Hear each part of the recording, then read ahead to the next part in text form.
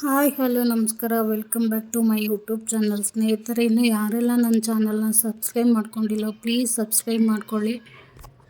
Friends, ಇವತ್ತು ಪನ್ನೀರ್ ಹೇಗೆ ಮಾಡೋದನ್ನು ತೋರಿಸ್ತಾ ಇದ್ದೀನಿ ನಿಮಗೆ. ಇದರ ಮಹತ್ವವನ್ನು ನಿಮಗೆ ಮಧ್ಯೆ ಮಧ್ಯೆ ನಾನು ಹೇಳ್ತಾ ಹೋಗ್ತಾ ಇರ್ತೀನಿ. ಈಗ ಪನ್ನೀರ್ ಹೇಗೆ ಮಾಡೋದು, ಅದಕ್ಕೆ ಏನೆಲ್ಲ ಯೂಸ್ ಮಾಡ್ತೀನಿ ನೋಡೋಣ ಬನ್ನಿ.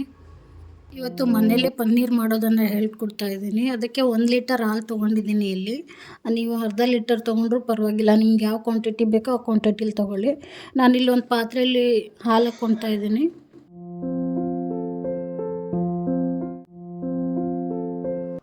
1 ಲೀಟರ್ ಹಾಲಿಗೆ 1 ನಿಂಬೆಹಣ್ಣು ತೊಗೊಂಡಿದ್ದೀನಿ. ಇಲ್ಲಿ ಸಾಕು, 1 ನಿಂಬೆಹಣ್ಣು ಅನಿಸುತ್ತೆ, ಜಾಸ್ತಿ ಹಾಕಿದರೆ ಹುಳಿ ಆಗಿಬಿಡುತ್ತೆ ಇದು. ಈಗ ಹಾಲು ಕುದಿ ಬರೋವರೆಗೂ ಕುದಿಸ್ಕೊಳೋಣ, ಅದು ಚೆನ್ನಾಗಿ ಕುದಿಬೇಕು. ನೋಡಿ, ಈಗ ಪನ್ನೀರ್ ಏನಕ್ಕೆ ಯೂಸ್ ಮಾಡ್ತೀವಿ ಅಂದರೆ ಇದರಲ್ಲಿ ವಿಟಮಿನ್ ಅಂಶ ಜಾಸ್ತಿ ಇರುತ್ತೆ. ಇದರಲ್ಲಿ ಪ್ರೋಟೀನ್, ಕ್ಯಾಲ್ಶಿಯಂ ಇದು ಮತ್ತು B12 B2 ಅಂಶ ಜಾಸ್ತಿ ಇರುತ್ತೆ ಇದರಲ್ಲಿ. ಇದು ಈ ಕ್ಯಾನ್ಸರ್ ಇರೋರಿಗೆಲ್ಲ ತುಂಬ ಬೆಸ್ಟ್ ಫುಡ್ ಅಂತಲೇ ಹೇಳ್ಬೋದು. ಅದರಲ್ಲಿ ಜಠರದ ಕ್ಯಾನ್ಸರ್, ಸ್ಟಮಕ್ ಕ್ಯಾನ್ಸರ್ ಮತ್ತು ಕೊಲೊನ್ ಕ್ಯಾನ್ಸರ್, ಈ ಥರ ಕ್ಯಾನ್ಸರ್ಗಳಲ್ಲಿ ತುಂಬ ಪರಿಣಾಮಕಾರಿಯಾಗಿ ಕೆಲಸ ಮಾಡುತ್ತೆ ಇದು. ಅದನ್ನು ಹೆಚ್ಚಾಗಿ ಕ್ಯಾನ್ಸರ್ ಇರೋರು ತುಂಬ ಉಪಯೋಗಿಸ್ತಾರೆ ಇದನ್ನು. ನೋಡಿ, ಈ ಥರ ನೊರೆ ಬರೋವರೆಗೂ ಹಾಲನ್ನು ಕಾಯಿಸ್ಕೊಳೋಣ. ಇದು ಇಷ್ಟಕ್ಕಾದ್ಮೇಲೆ ಸ್ವಲ್ಪ ಸಣ್ಣಗೆ ಮಾಡೋಣ ಉರಿ ಸಣ್ಣಗೆ ಮಾಡಿದ್ಮೇಲೆ ಇನ್ನೂ ಒಂದು 5 ಮಿನಿಟ್ ಇದನ್ನು ಕಾಯಿಸ್ಕೊಳೋಣ. ಕಾಯಿಸುವಾಗಲೇ ಇದಕ್ಕೆ ಸ್ವಲ್ಪ ನಿಂಬೆಹಣ್ಣು ಹಾಕ್ಬಿಡೋಣ. ನಾವು ಆವಾಗಲೇ ತೋರಿಸಿದ್ನಲ್ಲ 1 ನಿಂಬೆಹಣ್ಣು, ಅದನ್ನು ಕಟ್ ಮಾಡಿಬಿಟ್ಟು ಹಾಕ್ತಾಯಿದ್ದೀನಿ ಇಲ್ಲಿ. ನೀವು ಇದನ್ನು ಸೋಸ್ಕೊಳ್ಳಿ, ಬೀಜ ಏನೂ ಸೇರಿಸ್ಬೇಡಿ ಹಾಲಲ್ಲಿ. ಹುಳಿ ಹಾಕ್ತಾ ಇರುವಾಗಲೇ ಹಾಲು ಒಡೆಯೋದಕ್ಕೆ ಸ್ಟಾರ್ಟ್ ಆಗ್ತಾ ಇರುತ್ತೆ. ಮತ್ತು ಈ ಪನ್ನೀರ್ ದೇಹದ ತೂಕವನ್ನು ಕಡಿಮೆ ಮಾಡೋದಕ್ಕೂ ತುಂಬ ಸಹಕಾರಿಯಾಗುತ್ತೆ. ಇದನ್ನು ಡಯಟ್ ಮಾಡೋರೆಲ್ಲ ತುಂಬ ಯೂಸ್ ಮಾಡ್ತಾರೆ, ನೋಡ್ಬೋದು ನೀವು. ಜಿಮ್ಗೆ ಹೋಗೋರೆಲ್ಲ, ಆಮೇಲೆ ವರ್ಕೌಟ್ ಮಾಡೋರೆಲ್ಲ ಇದನ್ನೇ ಜಾಸ್ತಿ ಕ್ಯಾಲ್ಶಿಯಮ್ ಆಗಿ ತೊಗೊಳ್ತಾರೆ. ನಾನಿಲ್ಲಿ 1 ನಿಂಬೆಹಣ್ಣನ್ನು ಪೂರ್ತಿಯಾಗಿ ಹಾಕಿದ್ದೀನಿ. ನೋಡಿ, ಈಗ ಪನ್ನೀರ್ ಆಗ್ತಾ ಇದೆ. ಇದು ಪನ್ನೀರ್ ಅದಕ್ಕೆ ಬಂದು ನೀರು ಬಿಟ್ಕೊಳುತ್ತೆ ಹಾಲೆಲ್ಲ. ಈ ಪನ್ನೀರಲ್ಲಿ ಪೊಟ್ಯಾಷಿಯಂ ಅಂಶ ಜಾಸ್ತಿ ಇರೋದ್ರಿಂದ ನಮ್ಮ ದೇಹದ ರಕ್ತದೊತ್ತಡವನ್ನು ನಿಯಂತ್ರಣದಲ್ಲಿಟ್ಕೊಳ್ಳುತ್ತೆ ಈ ಪನ್ನೀರು. ನಮ್ಮ ಕೂದಲಿಗೂ ತುಂಬ ಒಳ್ಳೆಯದು ಇದು, ಮತ್ತು ನಮ್ಮ ಚರ್ಮದ ಆರೋಗ್ಯಕ್ಕೂ ಕೂಡ ಒಳ್ಳೆಯದು.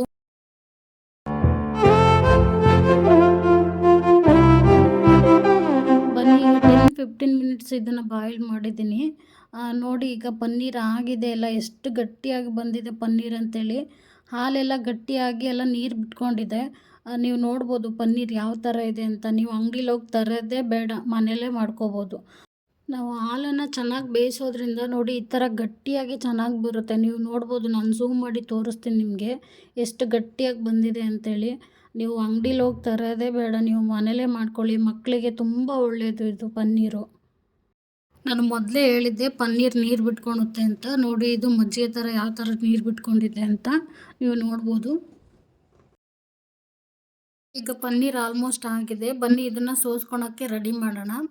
ಇಲ್ಲೊಂದು ಪಾತ್ರೆ ತೊಗೊಂಡಿದ್ದೀನಿ, ಮತ್ತು ಒಂದು ಜರಡಿ ತೊಗೊಂಡಿದ್ದೀನಿ. ಅದ್ರ ಮೇಲೆ ಒಂದು ಬಿಳೆ ಬಟ್ಟೆ ಹಾಕ್ತೀನಿ. ಇವಾಗ ಸೋಸುವಾಗಲೇ ಚೆನ್ನಾಗಿ ಟೈಟಾಗಿ ಸೋಸ್ಕೊಳ್ಳಿ, ಇನ್ನೊಂದು ಹನಿನೂ ನೀರು ಇರದೇ ಇರೋ ಥರ.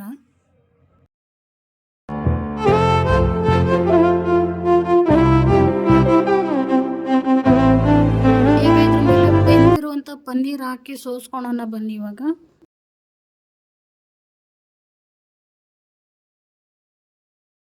ಇದು ಬಿಸಿ ಇರುವಾಗಲೇ ನಾವು ಸ್ವಲ್ಪ ಸ್ವಲ್ಪ ತಣ್ಣೀರು ಹಾಕಿ ಹಿಂಡೋಣ. ಯಾಕಂದರೆ ಆವಾಗಲೇ ನಿಂಬೆಹಣ್ಣು ಹಾಕಿರ್ತೀವಲ್ಲ, ಅದು ಎಲ್ಲ ಹುಳಿ ಹುಳಿ ಹಾಗೇ ಇರುತ್ತೆ. ನಾವು ಸ್ವಲ್ಪ ತಣ್ಣೀರು ಹಾಕೋದ್ರಿಂದ ಹುಳಿ ಅಂಶ ಕೂಡ ಎಲ್ಲ ಹೊರಟೋಗುತ್ತೆ. ಆಮೇಲೆ ನೀರು ಅಷ್ಟೇ, ಜಾಸ್ತಿ ಹಾಕೊಳಕ್ಕೆ ಹೋಗಬೇಡಿ. ಜಾಸ್ತಿ ನೀರು ಹಾಕಿದರೆ ಎಲ್ಲ ನೀರು ಆಗಿಬಿಡುತ್ತೆ, ಪನ್ನೀರೆಲ್ಲ ಗಟ್ಟಿ ಆಗೋದಿಲ್ಲ. ಹಂಗಾಗಿ ಸ್ವಲ್ಪ ಸ್ವಲ್ಪನೇ ಹಾಕ್ಕೊಳ್ಳಿ, ಒಂದು ಅರ್ಧ ಲೋಟದಷ್ಟು ಸಾಕು. ನಾನಿಲ್ಲಿ ಒಂದು ಅಂದಾಜಲ್ಲಿ ನೀರು ಹಾಕ್ಕೊಂಡು ಇದನ್ನು ಹಿಂಡ್ಕೊಳ್ತಾ ಇದ್ದೀನಿ. ಈ ಥರ ಹುಳಿ ಅಂಶ ಎಲ್ಲ ಹೋಗಬೇಕು, ಅಲ್ಲಿವರೆಗೆ ಹಿಂಡ್ಕೊಳ್ಳಿ.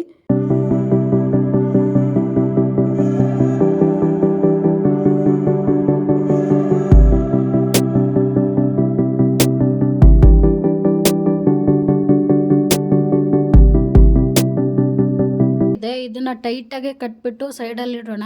ಈಗ ಉಳಿದಿರೋ ನೀರಲ್ಲಿ ಹೆಚ್ಚಾಗಿ ಕ್ಯಾಲ್ಶಿಯಂ ಅಂಶ ಇರೋದ್ರಿಂದ ಇದನ್ನು ವೇಸ್ಟ್ ಮಾಡದೆ ಚಪಾತಿ ಹಿಟ್ಟು ಕಲಸೋದಕ್ಕೆ ಇಟ್ಕೊಳ್ಳಿ. ಈಗ ಕಟ್ಟಿ ಇಟ್ಟಿರುವಂತಹ ಪನ್ನೀರ್ನ ಬಿಚ್ಚಿ ನೋಡೋಣ ಬನ್ನಿ. ನೋಡಿ, ಪನ್ನೀರ್ ಯಾವ ಥರ ಗಟ್ಟಿಯಾಗಿದೆ ಅಂತ, ಎಷ್ಟು ಚೆನ್ನಾಗಿ ಬಂದಿದೆ. ನಾವು ಮನೇಲೇ ಮಾಡಿರೋವಂಥ ಪನ್ನೀರ್ ನೋಡಿ ಯಾವ ಥರ ಗಟ್ಟಿ ಬಂದಿದೆ ಅಂತ, ಎಷ್ಟು ಗಟ್ಟಿ ಇದೆ. ಈಗ ಕಟ್ ಮಾಡಿ ನೋಡೋಣ. ನೋಡಿ, ಆಹಾ, ಕೇಕ್ ಥರ ಬರ್ತಾ ಇದೆ. ಸ್ಲೈಸಾಗಿ ಕಟ್ ಮಾಡೋಣ. ಇವಾಗ ನನ್ನ ಮಗಂದು ವಾಯ್ಸ್ ಕೂಡ ಬರ್ತಾ ಇದೆ, ಅವ್ನು ಕೇಕ್ ಅಂದ್ಕೊಂಡು ಕೇಕ್ ಹೊಡಿತಾ ಇದ್ದಾನೆ. ಕೇವಲ 2 ವಸ್ತುಗಳಿಂದ ಮಾಡಿರುವಂತಹ ಪನ್ನೀರ್ ನೋಡಿ. ನೀವು ಇದೇ ಪನ್ನೀರ್‌ನ ಅಂಗಡಿಲಿ ತೊಗೊಂಬರ್ತೀನಿ ಅಂದ್ರು, ಈ ಥರ ಕ್ವಾಲಿಟಿ ಪನ್ನೀರ್ ಅಂಗಡಿಲಿ ಸಿಗಲ್ಲ. ನೀವು ನೋಡ್ಬೋದು ಎಷ್ಟು ದಿನ ಸ್ಟಾಕ್ ಇಟ್ಟಿರ್ತಾರೋ ಏನೋ, ಅದೇ ಪನ್ನೀರ್‌ನ ತೊಗೊಂಬರ್ತೀವಿ, ನಾವು ಮನೇಲಿ ಮಾಡ್ಕೊಳ್ತೀವಿ. ಈ ಥರ ಫ್ರೆಶ್ ಆಗಿ ಮನೇಲೇ ಮಾಡ್ಕೊಳೋದ್ರಿಂದ ಹೆಲ್ತಿಗೂ ಕೂಡ ತುಂಬ ಒಳ್ಳೆಯದು. ಈ ಚಿಕ್ಕ ಚಿಕ್ಕ ಮಕ್ಕಳಿರೋ ಮನೇಲಿ ಈ ಥರ ಮಾಡಿಕೊಟ್ರೆ ಮಕ್ಕಳ ಬೆಳವಣಿಗೆಗೂ ಕೂಡ ತುಂಬ ಒಳ್ಳೆಯದು ಇದು. I don't ever slow up, no I don't take shit, I got no love